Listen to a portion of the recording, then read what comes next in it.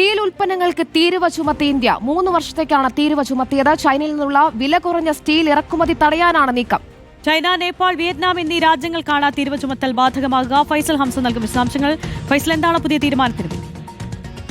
ആര്യ ഹരിപ്രിയ, ലോകത്തെ ഏറ്റവും പ്രധാനപ്പെട്ട സ്റ്റീൽ ഉൽപ്പാദക രാജ്യങ്ങളിൽ ഒന്നാണ് ഇന്ത്യ. പക്ഷേ കഴിഞ്ഞ കുറച്ച് കാലങ്ങളിലായി ചൈനയിൽ നിന്നും വില കുറഞ്ഞ സ്റ്റീലുകൾ രാജ്യത്തേക്ക് വ്യാപകമായി ഇറക്കുമതി ചെയ്യുന്നുണ്ട്. ഇത് ആഭ്യന്തര വിപണിയെ കാര്യമായി ബാധിക്കുന്നുമുണ്ട്. ഇതിനെതിരെയാണ് ഇപ്പോൾ കേന്ദ്ര സർക്കാർ ഒരു നടപടി സ്വീകരിച്ചിരിക്കുന്നത്. അതായത് സ്റ്റെയിൻലെസ് സ്റ്റീലൊന്നുമല്ല, വില കുറഞ്ഞ ഇത്തരത്തിലുള്ള സ്റ്റീലുകൾ ഇറക്കുമതി ചെയ്യുന്നവർക്ക് ഒരു നിയന്ത്രണം കൊണ്ടുവരിക. അതിൻ്റെ ഭാഗമായി അടുത്ത 3 വർഷത്തേക്ക്, ആദ്യ വർഷത്തിൽ 12%, രണ്ടാമത്തെ വർഷത്തിൽ 11%, മൂന്നാം വർഷം 11%, ഈ തരത്തിലൊരു സേഫ് ഗാർഡ് താരിഫ് ഏർപ്പെടുത്തിയിരിക്കുകയാണ്, ഈ തീരുവ ഏർപ്പെടുത്തിയിരിക്കുകയാണ്. അതായത് നേരത്തെ തന്നെ കസ്റ്റംസ് തീരുവയുണ്ട് 7.5% രാജ്യത്തേക്ക് സ്റ്റീൽ ഇറക്കുമതി ചെയ്യുന്നതിന്.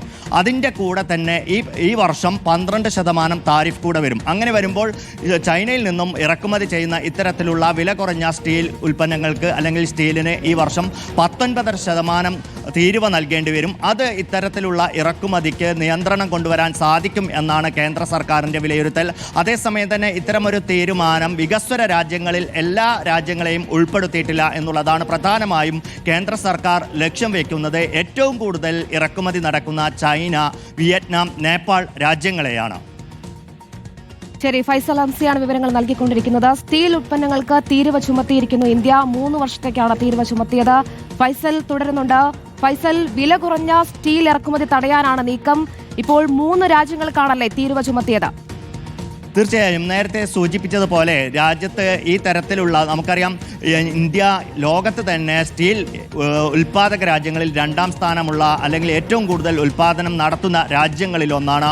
ഈ തരത്തിൽ വില കുറഞ്ഞ സ്റ്റീലുകൾ രാജ്യത്തേക്ക് വ്യാപകമായി ഇറക്കുമതി ചെയ്യുമ്പോൾ അത് ആഭ്യന്തര വിപണിയെ കാര്യമായി ബാധിക്കും. ഇത്തരത്തിൽ നേരത്തെ തന്നെ കേന്ദ്ര സർക്കാരിനോട് ഈ ഉൽപ്പാദക കമ്പനികൾ ഇത്തരത്തിലൊരു ആവശ്യം മുന്നോട്ട് വെച്ചിരുന്നു. നിയന്ത്രണം കൊണ്ടുവരണം എന്നുള്ള ആവശ്യം മുന്നോട്ട് വെച്ചിരുന്നു.